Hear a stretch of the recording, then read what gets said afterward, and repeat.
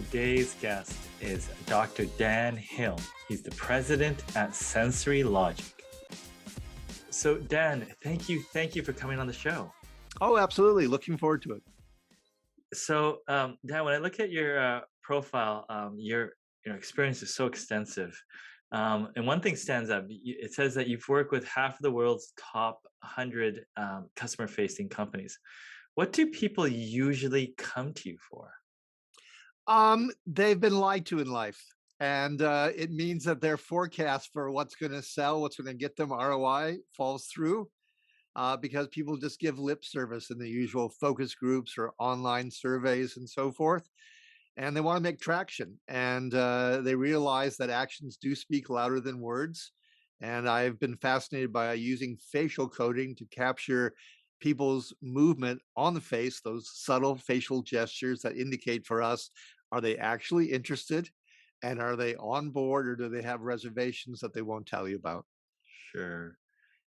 Do people worry about you at dinner parties and what their facial expressions are? Well, yes, and no one plays poker with me. I remember a couple of business meetings where about two minutes in, they say, "Just a minute, I'm going to resume the conversation, but first I'm going to pivot my chair away from you, just so that it's a more equal meeting." So yes, it does come up. So you talked about companies being lied to or people being lied to there. How do you help close the gap in terms of understanding true feedback and what's going on there? Sure. So Leonardo da Vinci, being the great artist that he was, also was so imaginative that he was the leading first expert on facial expressions. But they've now been codified by a professor, now retired from the University of California, San Francisco, named Paul Ekman.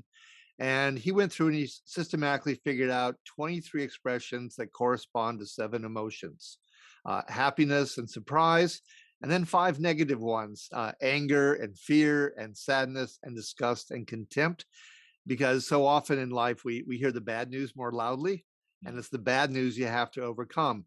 So when we apply the system, or we can do it for training or other purposes, it's a chance to see which emotions are happening and at what volume, and in regards to which pieces of advertising, which claims for your new product, what slides in your sales pitch are working and not working, what are the steps of product usage that sync up for people, and the other ones that cause confusion. So there's all sorts of applications. So are these techniques used together, like for instance, the traditional survey and the validating through facial expressions, or are they kind of done independently, whereas the facial features itself could tell you enough about what's going on there? They can tell you a lot, but I'm not trying to throw the baby out with the bathwater. So there's no reason not to get the ratings and the verbal input. It's just that sometimes the verbal input, as we all know, can be a bit cloudy. People don't want to tell you no, but that's how they actually feel. My father was in charge of 3M printed Post-it notes, and he used to take trips all around the world. And he used to say to me, "Well, Japan was particularly difficult because there were 60 versions of yes, and I knew 40 of them really meant no. And if only I'd had your skill set, Dan, I could have been a lot more effective in those meetings." But it's not just Japan; it's every place. So no, we'll take any input. And in fact, I've also used the tool in conjunction with eye tracking, because eye tracking and facial coding allow me to know down to the split second, what they're looking at and how they feel about what they're taking in. So you can see the obvious applications to advertising, but it can go other places too. I've even used the 2 tools in a book on people's responses to famous art. Yeah. So What are some simple things that executives could take into meetings and stuff like that, that would help them stay more connected to what was happening in the conversation? sure. Well, here's a really simple one. There is a vast gap between a smile and a smirk. They Mm. both show similarly. They're on the corner of the mouth. In both cases, the corner of the mouth lifts up. But in a smirk, there's a tension, because really contempt, which is what a smirk signifies, is a combination in many ways of happiness and anger, strangely enough. Because we are, in some ways, oddly delighted that someone has lied to us, because we feel like we're above them, they're beneath us. On the other hand, having been lied to is not a pleasant experience. And so there is some indignation that comes with it. The importance for an executive is that we often say that trust is the emotion of business. Well, contempt is its exact opposite. It means I don't trust you, I don't respect you, I'm not on board. It is the number one indicator that a marriage will fail. And if it's not good for a relationship, it's not good for the customer brand relationship. Or if you're a leader in a meeting trying to bring along your subordinates, if you're in negotiations with another party, I mean, this is really potentially fatal. It means that they just don't believe you. And that makes all communication and all attempts at collaboration difficult. So a happiness and a smirk, a smile and a smirk, seemingly similar. The difference between them, I would say, is in a single word, profitability. Yeah. So let's say you recognize the smirk, and you're like, well, there's something more there. Yeah. What would be like the action plan from there on how you should dive into that without, to get sort of an honest response, or more, get more out of that feedback. That's an excellent question, and I'm not going to say that it's easy because people aren't going to necessarily divulge to you, what's the objection. So you have to try to ferret it out. Most people won't tell you it directly, but if you can see the moment that it happened, then I would suggest, first of all, you replay in your mind what might have been the trigger, what Mm, might have just been said, what happened in the meeting, was there some step? And that's the place to first go to. I would also say you want to get kind of a baseline. Is this somebody who kind of smirks a fair amount? They mm. are kind of just naturally a bit haughty, a bit condescending, a bit untrustworthy. So if that's true, it may not just be you, it may not just be that single comment that was made. That's their disposition. That's how they tend to see the world. But that's still really valuable information because that means you're going to have to work harder to find a way to get through to that person.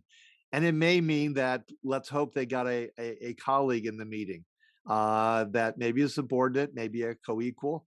Maybe that person has a different disposition. They're a bit more open-minded and open-hearted, as it were. Maybe if they trust that subordinate, then your way in is going to be with the subordinate instead. And in that case, I would say, what comments do you see make that person light up? Our emotions turn on when something matters to us, it's relevant, we're excited about it. And then if they can combine that with a happy smile, that means that they're kind of open and embracing. And so maybe your avenue is through another conduit instead of this, endlessly smirking individual. Does I mean, when you were talking about, things that make people happy, does better open conversations happen if you, I don't know, it sound like prime the conversation or starting a point where, they may have a happier motion? Do you get better feedback there, or do you sort of um, affect the result in some way? Well, I think you've got good instincts there because you want emotional momentum. No meeting goes well if it bumps along from no to no to no, whether it's said explicitly or implicitly. So, yeah, I'm always looking for what's the connection. Maybe it's something in their office, maybe it's where they grew up, where the company's located. I'm looking for some point of connection. It's well established that when there's an element of familiarity, we are more likely to bond with the other party. Even in hilarious ways, there are studies that show that, say, for instance, you go on a date and you're from Peoria and that person's from Portland. Just the fact that your two cities start with the letter P causes people to feel there's more affinity between you. I mean, it's absurd. And yet we are not rational beings. And we do look for points of comfort. And anything that creates familiarity offers comfort potentially and a way in. So whatever the case may be, take it. Yeah, no, perfect. Now, I guess another thing that comes to mind, in what situations are facial expressions or these signs unreliable? Like, what are there outside factors that sort of make these things less reliable? Maybe they're nervous about something else, or something. I mean, does a disconnect happen depending on the situation? Oh, sure. You always have to put things into context. And yes, they may be just nervous about the meeting or they've got to make an opening statement. and they're just not someone who's, extroverted and inclined to enjoy that experience. So you have to make your allowances. You're really looking for the patterns. You're looking for the trigger moments, certainly the revealing, seminal moments, but you also have to look at the patterns over time and see what the person kind of moves to. Perhaps does the conversation get warmer? But contempt, I think, is the exception because it goes to fundamentally that I don't trust you. It's so important that I think you just have to really seize on that detail and stay with it. But yes, as to your question to unreliability, I would say body language is actually less reliable Mm, because the face is the only place in the body where the muscles attach right to the skin. So it's quick, real-time data. The problem with, hand gestures and how they sit and leaning back and forth. I'm not saying that that's not potentially valuable information, but watch any US presidential debate and you will see how they've been coached to offer certain gestures. And you can manipulate and throw out a gesture much more easily than you can what's going on your face. And the other problem there is that gestures can mean different things in different cultures. I had lived in Italy as a boy. Italians are famous for body language, but there are certain expressions that might be fine in Belgium that could get you killed in Sicily. They're just different customs, different places. The facial expressions are much more universal in nature, and that's the genius of them. yeah. I mean, maybe there's a question. Maybe there's no perfect way to answer this, but to what level do you think you can sort of anticipate people's temperament or personality, by seeing them on video and looking on their profile and stuff like that? How close on average do you think you can get, or do you really need that sort of back to face to face or interactivity to figure that out a bit better? No, that's a good question and has a good premise to it. I think you can do your homework. Luck favors the prepared. So these days, everything is online, and there should be photographs. It could be video. People tend to have a baseline. George Orwell, the famous British writer, once said, "By the age of 50, a man has the face he deserves." We have muscle memory. Certain expressions just tend to be our default or things we go to repeatedly. And I think it does give you a real good opportunity coming into a meeting to anticipate what that person might be like. Now, it could be a life event that occurred since then, positive or negative. It could be that particular meeting and context. But sure, you want to take every opportunity you can. And quite honestly, Zoom calls are a great opportunity because you're not distracted by a lot of other things. You got the face right there in front of you. You can often go back to video files later on if you want to revisit key moments in the conversations. As long as people aren't wearing a COVID-19 mask, and they probably won't if it's from their home office during a Zoom call. Then it's a great opportunity to capture information and know who you're dealing with because everything in business we can say B to P and B to C, but it's really business to people. Yeah. You have colleagues, you have customers, you have suppliers. They are human beings. They have motivations, and you just have to work out who it is you're dealing with. Yeah, absolutely. So, one thing just popped into my head. Have you utilized or people ask you to utilize your methods in negotiation? I have a bit, and actually, I have something pending with a firm that works on mergers and acquisitions. And so, in trying to close the deals and read if the other party is going to have a reservation, yes, so it's kind of on tap for me to start to use that in conjunction with them. It's a great application. Anytime you've got negotiations, whether it's merger and acquisition or something else, I mean, you got real table stakes there. Yeah. And, has a person really put out their position? Probably not fully. I mean, I've used this, for instance, in legal fields for jury trials. So it's great to both read the prospective jurors, the jurors' reactions during the testimony, the person in the witness stand. I think it's a pretty good parallel to that negotiations application. Yeah. No, that's interesting. Now, the thought I had was around, yeah, you started talking about jury. I know that some of these movies talk about, facial expressions or predicting juries and stuff. How true are those movies? Like, how in depth have you gone there? Well, the jury stuff is not as clean and easy as one would like. It's a lot easier when you got a person on the witness stand or really videotape deposition. Here in St. Paul, Minnesota, where I live, the largest settlement involving a Catholic diocese regarding, unfortunately, predatory sexual behavior was settled, in the state. I went to the lead attorney, and he said, "Well, I've got one witness who's seemingly inscrutable."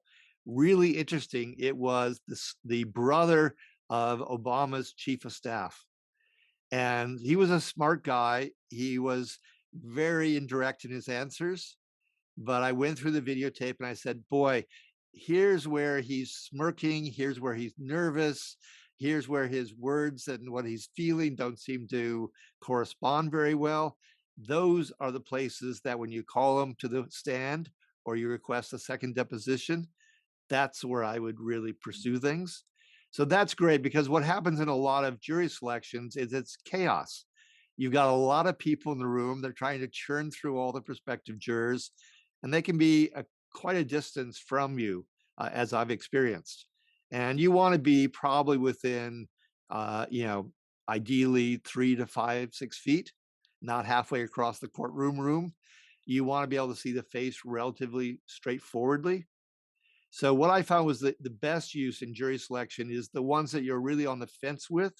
You can ask them to come up to the judge's front, desk with the opposing counsel and ask a few follow-on questions. And I would trail along and stand behind the lawyer asking the questions, and then I'd tell them yes or no, take that juror, don't take that juror, because now I had the close-ups that I was seeking. Yeah. Hey, I saw one photo analysis on, I think, one of your websites where you were talking about sport athletes and you had Sure. video. And I think I saw one comment in there. It was something along the lines of, hey, you want to be positive, but you don't want to be too positive or too happy. And that was interesting because they were referring to sort of the disconnect of, you have to be a little bit dissatisfied to perform or be a leader or something around those lines. Can you speak to leadership in facial expressions or, the emotion side of things? Yeah, no, I think athletes get the big bucks because they got to be on the stage and perform in the moment. It's quite similar to leadership, and your point's well taken. What I've found is there are upsides and downsides to happiness. The upside is that you tend to be more expansive, more creative. You take in input more readily. Openness to experience, for instance, is something that Thomas Jefferson, our great president, had in spades. The downside to happiness, however, is that you can be a little too comfortable. You miss the warning signs. You have too much confidence, too much optimism that things will work out, and so you trip yourself up ultimately. So in sports, for instance, yes, I have seen that the really great athletes actually tend to exhibit disgust often. And disgust means, bad taste, bad smell, the nose wrinkles, for instance, the upper lip flares. And it's almost as if those great athletes, they're just endlessly dissatisfied. They want to get to a next level. They want to perform ever better. And I've seen at least one study that looked at CEOs and tracked their expressions to stock performance. And it turned out to be a higher index on disgust for those better performing CEOs. So it does make some sense. So to be a better CEO, you have to be dissatisfied to extent. Yeah, yeah. You need to keep driving. You need to have that engine of growth opportunity. Because one of the sad truths is that some of the CEOs, that's the thing they've been waiting for to get to the corner office. And then what you don't want them to be, if you're the employee whose livelihood depends on the company's success or the stockholder who's invested, you don't want them to be coasting. You actually want them to still be hungry. And I think that that disgust is a sign that they're hungry and choosy as to what they're going to do, what's their course of action, what pieces of information they're going to act on. Yeah, good. And then from there, so you have you talk about, I guess, team building and relationship building in an organization. I noticed that you speak to that a bit. How does that all work together? I mean, obviously you can't train everyone, or maybe you can. How do you make team building and company team experience better? It's a great question. I've been really fascinated since the great resignation slash great reshuffle took place, and everyone's now hungry for not only finding talent, but keeping it on board. Well, you're going to keep them on board if the employee experience is a positive one. How do we spend most of our time? In meetings, in collaboration, in email exchanges, all of it's interpersonal. And I think that the fault line here for companies that they really shockingly have not paid attention to, because they're all eager to have more retention of talent, is the managers. I'll never forget there was a study done by Daniel Goleman, Richard Boyatis, and a couple of other people. They concluded that only 12% of managers were good at their jobs. Mm, 12%. And the major reason was that they got promoted based on hard skills that they had demonstrated. But when they're a manager, they're not actually practicing those hard skills nearly as much as they're managing people, which involves the soft skills they never picked up. And so if you're going to keep people, if you're going to train them well, collaborate with them, it may not be that you're going to get around to everyone on the team, but if you have the skills as a manager, how do you construct those teams? Do you put the right personalities together? Do you monitor the team a little bit to make sure that people are happy? Is there someone who's not pulling their weight? Often happens. Someplace where there's a disconnect based on two personalities that clash. Some of the fun work I did in sports was telling them which was your best team to put, for instance, on the basketball court. Who liked each other innately, who had emotional qualities that naturally complemented or offset someone else's weakness, who was a good team to be on the court when you were way ahead but didn't want to lose momentum, who could take crunch time, who wouldn't give up even if you were behind. Those things are all pretty translatable to business. And I'm not saying just because we have all these sports cliches that get transferred into business. It's just because it's personal dynamics and interaction. So much of it, once again, comes back to that. yeah. So, um, in terms of team dynamic, is it just the onus of leadership to put these teams together and monitor them, or are there active things you can do within the group to teach soft skills? I mean, how do you approach that? If a company says, "Hey, Dana, we want to do better at this. How do we do this?" What typical process do you go through to help them through this? That's another excellent question. First of all, I would start with this wonderful comment from Tom Peters, who said, "No team should be larger than what could be fed with two large pizzas." A lot of teams are too big, and so they don't have intimacy. They don't have a internal cohesion to them. So I think you want to start with size, make it smaller. I think about 6 people, 8 people at the most is a really good size. That way, if one person drops out, takes another job, whatever, you still got enough people to cover the functions. Then I think you want diversity. I mean, it is shocking how rarely companies and senior management have the diversity they should have, because there are studies that indicate that greater diversity in the senior ranks will mean as much as 19% greater profitability. 19%. I Wow. mean, that is really hard number ROI, and yet they're choosing their own comfort level by often being surrounded by people just like them. I think a really great team does have diversity, by gender, by age, by skill set, by temperament, by seniority within the company. You want, I think, at least one person who's really new to that assignment or really new to the company, because they're going to just naturally be outside the box. And you want somebody outside the box because a lot of times that curiosity that they will bring just refreshes the whole process. So I think that's cool. I think you got to have a mentor. You got to have someone who looks out for the group, that you're not in a silo, because let's be realistic, there are office politics. And anytime you have an initiative, you probably have someone else in the organization who wishes that initiative went nowhere, because they're tied to the status quo. They had the previous idea. They have something that is working just fine as far as they're concerned because they're trying to stay in their job. So you got to have someone who's going to protect the group and has the stature to do that. And then within the group, I'm really intrigued by the idea that you don't actually assign the leader.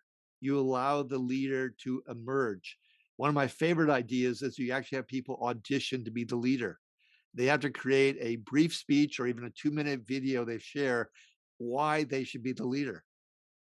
And although they may not be facial coding experts, I believe they will detect the sincerity, the energy level, just that unknown wow factor that could make them the better leader. Uh, don't have someone just imposed on the group. It's too important, and you're wasting too many people's time.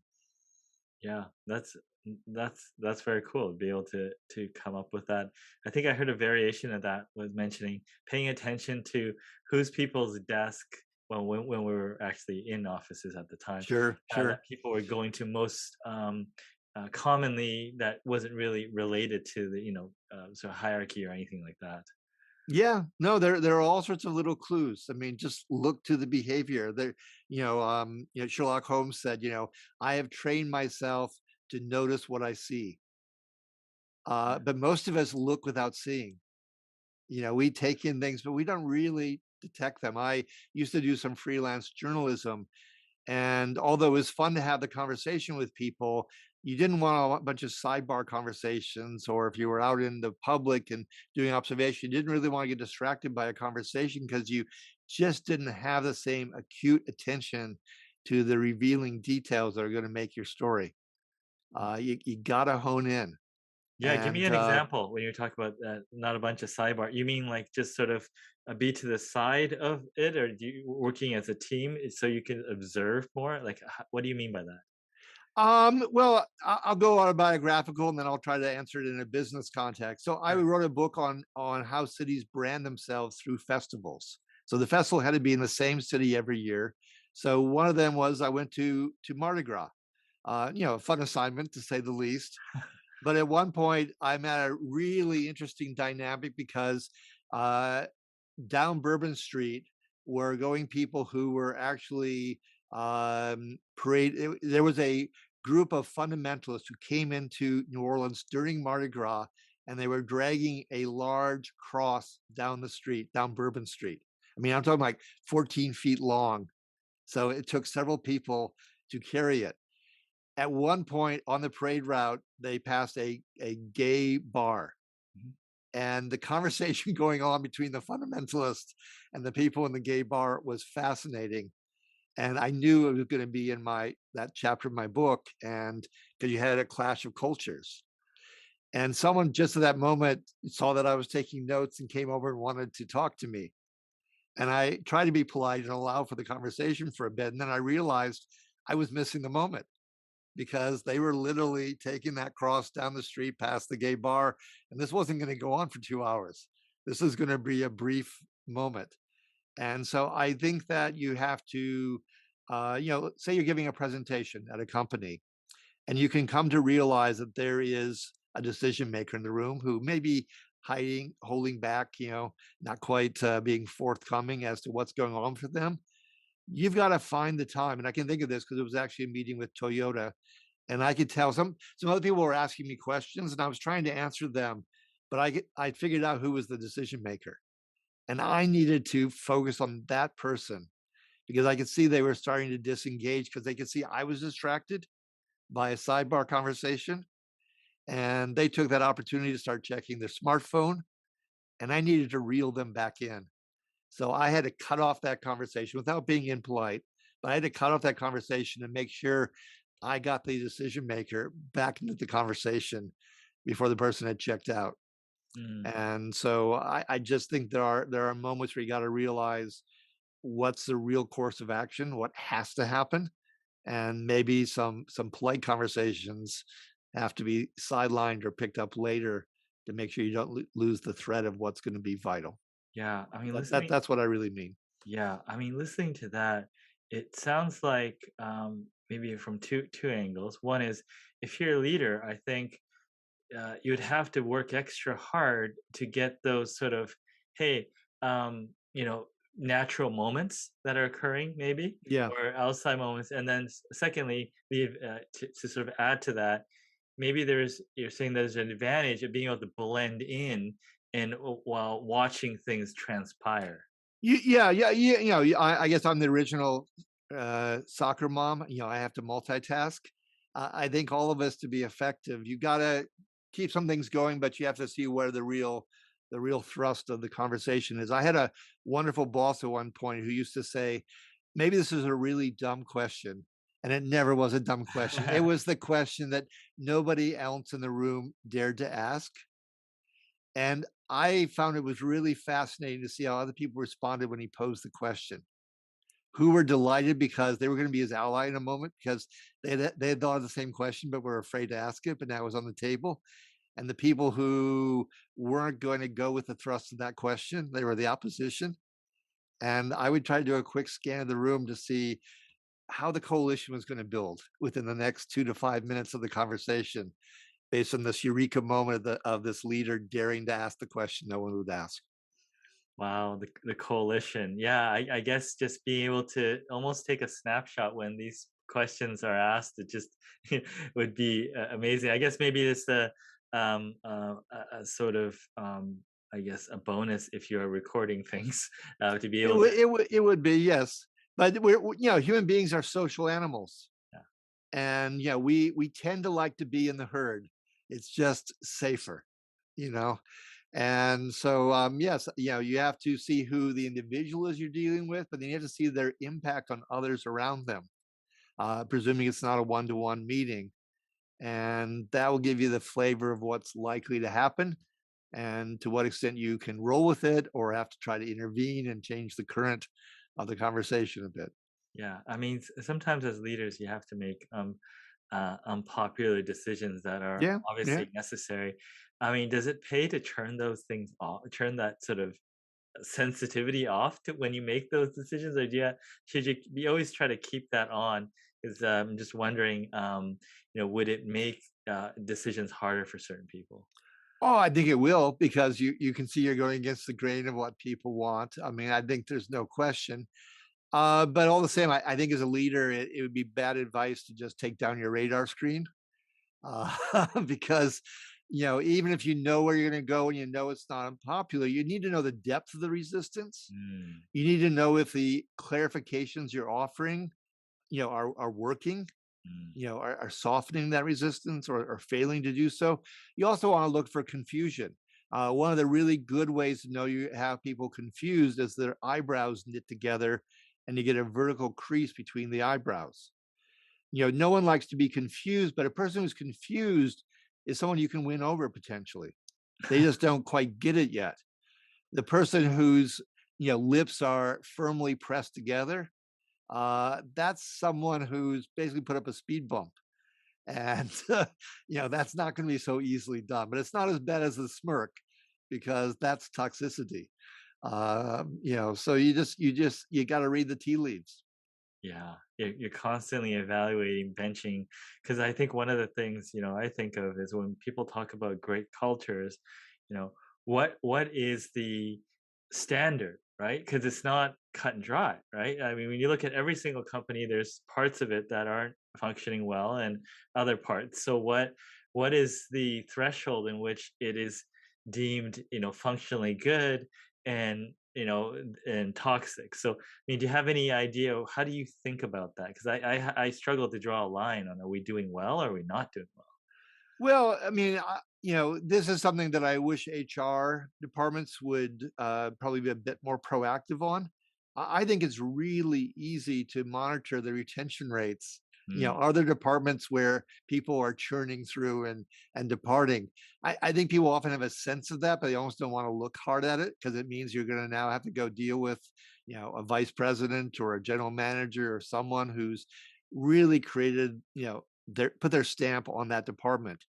There's a saying that the emotional climate in a company could determine as much as 50% of its performance and productivity, and that the CEO could influence as much as 30% of that culture in turn.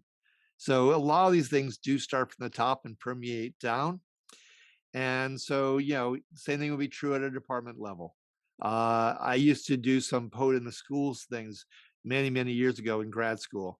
And I could come into a classroom. I was the visiting person, but I was the other adult in the room. And so I was, by association, guilty or not guilty, based on whether or not the teacher had rapport with the students. And I swear I could come in that classroom, within 5 minutes, whether the teacher, was in good standing with the students and they were really excited about that classroom and that teacher. And if so, my task was pretty easy. If, on the other hand, it was like this stillborn lack of energy in the classroom and they didn't really like the teacher, and I was the other adult who had just arrived that the teacher was introducing, I had a hard day in front of me because I was going to have to deal with that. And it was just fascinating. Every change, they're all classrooms, but boy, are they different, just like departments are different. So I think HR should look at those retention rates and they should figure out, they should have a little bit of guts because it really does impact the company. And they got to find some ways to intervene in some fashion or throw a group thing and then they know who they're really trying to talk to, but they pretend as if it's for everybody. But yeah, these are the three bad apples that are hoping to influence a bit.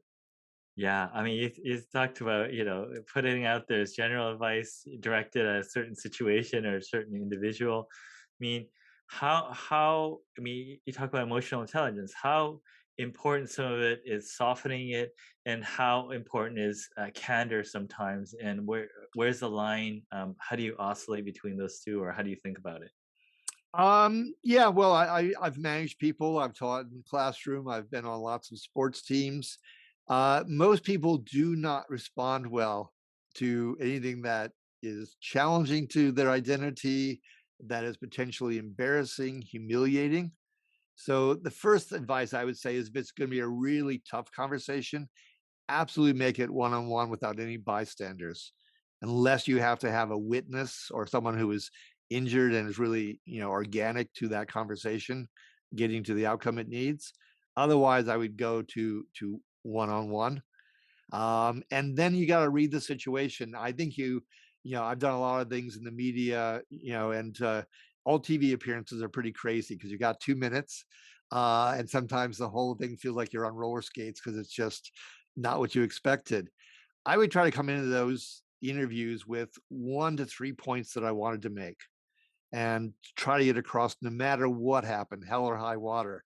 But I had to be prepared to let the rest of it go because you just got to respond in the moment. So I think you have to keep track of what's the thing you got to deliver on, and then just read how they're responding. Sometimes you can open with a question, a concern. How do they respond? And then you're kind of in a kayak going down the stream, and it may be white water, it may be rather placid. You will find out as you get into that conversation, but you just got to paddle and adjust and do what you can based on the current of the river. And it requires flexibility, it requires preparation, it requires sensitivity. None of it's easy, but that's why you should be, hopefully one of those 12% of managers who are, well, sorry, one of those managers who are actually effective versus the majority who are not. Perfect. Now, I mean, you're an expert. You can go on forever, and because you're very knowledgeable, is there anything that I did not cover that you want to share? Wow. Well, one could go on this topic forever indeed. I think I really want to go back to the importance of engagement because if there is no sense of energy going on, you're really in trouble. Motivation and emotion in Latin have the same root word, movere, to move, to make something happen. A lot of workers are what I call until workers, until lunchtime, until 5 o'clock, until the next job, until I retire, etc. It's reality. They're not necessarily jazzed by being at the company. They're happy for the paycheck, but they're not necessarily that happy or that engaged on the job. You got to find a way to connect with them. You got to figure out who you actually want to hire, when to cut your losses and move on. And I'm not trying to say that to be mean. They may be in a different job where they blossom. It's just the right place for them, and this is not. but you need to read the engagement level. And from a facial coding point of view, that means, is there activity on the face, or is it just like, a dead pond with a lot of algae? You want some waves on the water. You want some motion going on, movement, activity, making things happen. And so you can get to all the specific emotions, but there's no recourse to just seeing if the person's emotionally alive, for you, and that's really your starting point. Great. Well, thank you so much for sharing your knowledge today. Oh, it was great. You had excellent questions, by the way. You really did. You had done your homework. You came prepared, and I was impressed by what you asked.